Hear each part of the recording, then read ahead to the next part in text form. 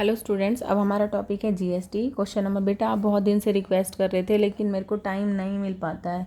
ठीक है, आप जैसे तैसे मैंने आज टाइम निकाल के मैं सोची हूँ 1-2 वीडियो अपलोड कर दूँ।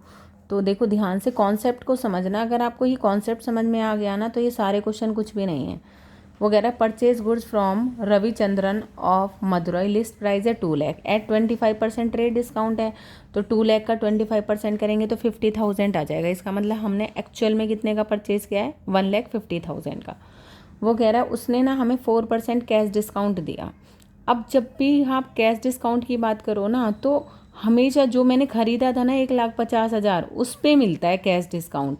भाई जो हमने ख़रीदा, बुक सेलर हमें, अगर हम गुड्स परचेज करते हैं हमें जीएसटी पे थोड़ी ना टैक्स दे देगा। वो तो सरकार का पैसा है, सीजीएसटी और एसजीएसटी। गवर्नमेंट ने हमें थोड़ी ना डिस्काउंट दिया है। किसने दिया है? सेलर ने। तो सेलर की चीज़ क्या है, 1,50,000 की, तो इसलिए वो डिस्काउंट भी किस पे दे सकते हैं, सिर्फ 1,50,000 पर। ये लॉजिक समझना है बस आपको। ठीक है, चलो अब देखते हैं। देखो एंट्री सीधी सीधी है। ट्रेड डिस्काउंट को शो नहीं करते, कैश डिस्काउंट है, सीजीएसटी है, एसजीएसटी और परचेज है, 4 चीज़ें हैं। ठीक है, तो देखो यहाँ पर क्या करेंगे, परचेज अकाउंट डेबिट क्योंकि ख़रीदा है, परचेज अकाउंट डेबिट, उसके साथ क्या क्या दोगे, टैक्स भी।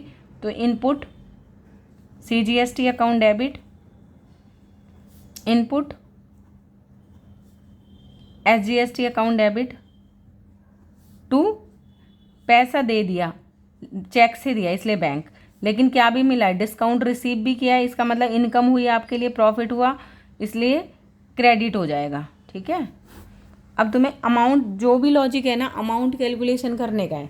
2 लाख की चीज़ थी, उसने हमें सीधा सीधा 25% तो ट्रेड डिस्काउंट दे दिया, जिसको शो नहीं करते। तो माइनस क्या हो जाएगा, ट्रेड डिस्काउंट 50,000। तो इसका मतलब एक्चुअल परचेज हमने कितने का किया, एक्चुअल परचेज हमने कितने का किया, 1,50,000 में। तो 1,50,000 तो यहाँ लिख देंगे। उसका 9% टैक्स है, तो 50 × 9, 13,500 इनपुट, 13,500 एंड सीजीएसटी, ये हो गया। लेकिन जब भी आप बैंक से पेमेंट करेंगे तो आप है ना क्या करो, टोटल को ना बस आप डिस्काउंट की कैलकुलेशन कर लो, फिर सारा बचा हुआ यहाँ आ जाएगा। देखो कैसे करना है भाई, पैसा जितना देना था हमने, जैसे मान लो 13,500 इसमें किसके हैं, 13,500 टैक्स के हैं, 13,500 टैक्स के हैं।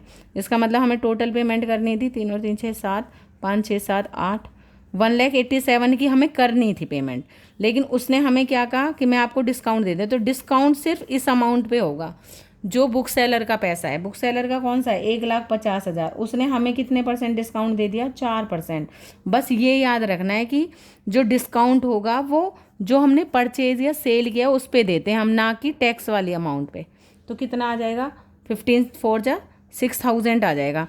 अगर मैंने डिस्काउंट में 6,000 लिख दिया, ठीक है, ये हमें डिस्काउंट मिला, कितना आया, 6,000। तो जो टोटल अमाउंट थी 1,87,000 में से 6 को 1,87,000 आएगा, नहीं 77 आएगा बेटा यहाँ पर। 1,77,000 में से 6 को माइनस कर दो। बस ये देखो, टोटल तो कर लो लेकिन डिस्काउंट किस पे चार्ज होगा, सिर्फ एक्चुअल अमाउंट जो बुक सेलर को देना था। ये याद रखना है आपको। 6,000 का डिस्काउंट 171 आंसर, ये हमने दे दिए। इसका मतलब पैसे, मतलब इसमें देखो कितने, 1,44,000 तो हम बुक सेलर वाले हैं, बुक सेलर से या जो भी जिससे भी हमने परचेज़ किया है, और 13,500 टैक्स के हैं, 13,500 13,500। तो देख लो कितना आ गया, 0 0 5 6 7 8 9 10 11 1 4 5 6 7 आ गया ना 171। मतलब वो डिस्काउंट देगा तो सिर्फ इस पे दे सकता है हमें डिस्काउंट। क्लियर, टैक्स पे कोई डिस्काउंट नहीं होगा। अगर तुम डिस्काउंट चार्ज कर लोगे ना, फिर बस टोटल में से डिस्काउंट को माइनस कर दो। क्लियर, आ गया होगा आई थिंक समझ में।